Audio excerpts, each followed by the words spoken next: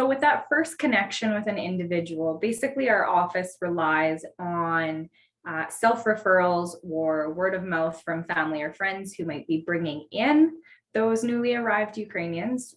We don't get notified ahead of time when there is a family arriving. So we really do rely on our current connections within the community to make sure that if there is a newcomer, a new arrival in the community, that another organization may be able to refer them right to us, or a community member themselves might meet them and be able to provide them with our information.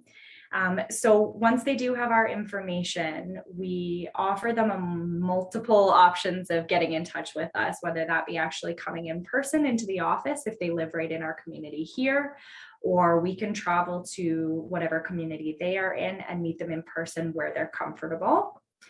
Or where they may have access to an interpreter, whether that be someone that they're staying with or someone they might know in the community as well.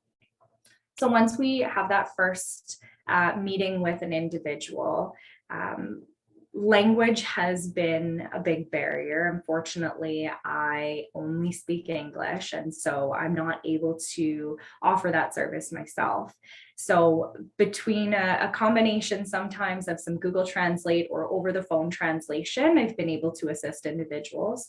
I'm extremely thankful that our communities here actually have quite a strong Ukrainian and Russian speaking community already, and they have been more than helpful coming in and assisting displaced Ukrainians who are in the office here and helping them with interpretation, helping them with translation of documents. It has been incredible to have that in-person support within our communities here. And so in that first meeting, I really go over with them, what do you feel you need at this time? Because I have a list of things that I'm assuming they need or that I've already prepared for them. But what I really want to hear from them is what's their first priority. It might be different for each person. For some, employment is their biggest priority because they already have housing with friends or family. And for some, housing is a major priority because they don't really have anywhere to go at this time. Maybe they're in temporary lodging, maybe they are in a hotel, whatever that looks like. And so for each person, that priority list looks a little bit different. And we work through that. And of course, I add in some other things that they might not have thought about, different benefits that we can apply for that might assist them financially, that might assist them with health supports, things like that. And basically we put together a settlement plan or a plan for our next couple of weeks of things that we're going to tackle, things that we are going to do. And they often get homework when they leave the office as well, a few forms to fill out, some brochures to look at, connecting them with the translators, things like that. And then within the office, myself in my role, I assist with things like actually helping them putting together a resume so we can send it out to jobs, putting together a list of potential jobs that they may be interested in or qualified for or feel successful in, contacting those employers.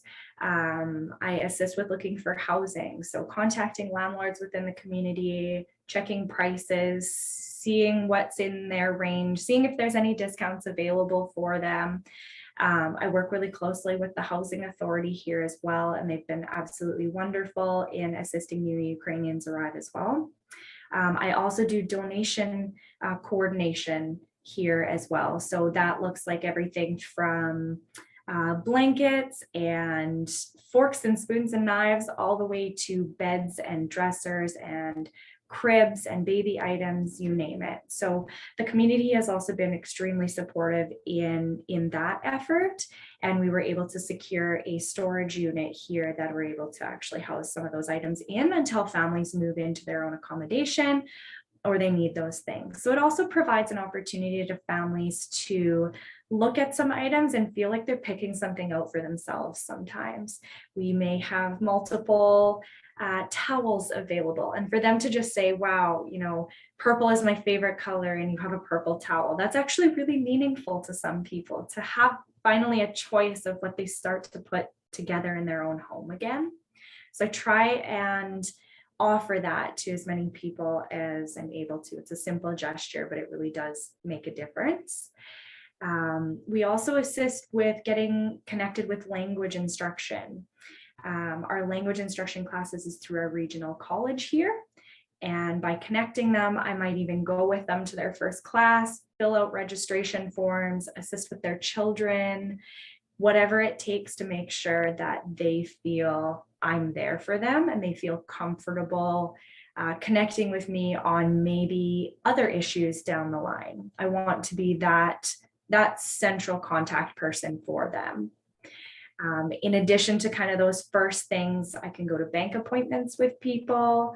I do lots of phone conversations, setting up doctor's appointments, setting up immigration medicals for individuals as well, helping set up driver's license or getting the reciprocity agreement in order with SGI.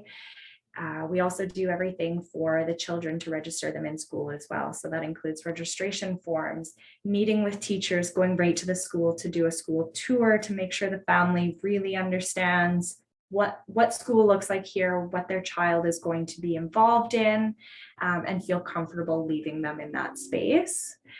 We also assist with things like getting kids involved in after-school activities, sports clubs in town. Is there financial assistance for that?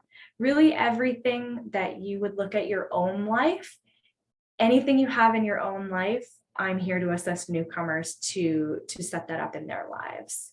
And a lot of times there's lots of process with that. And sometimes it takes time, but that's what I'm here to do.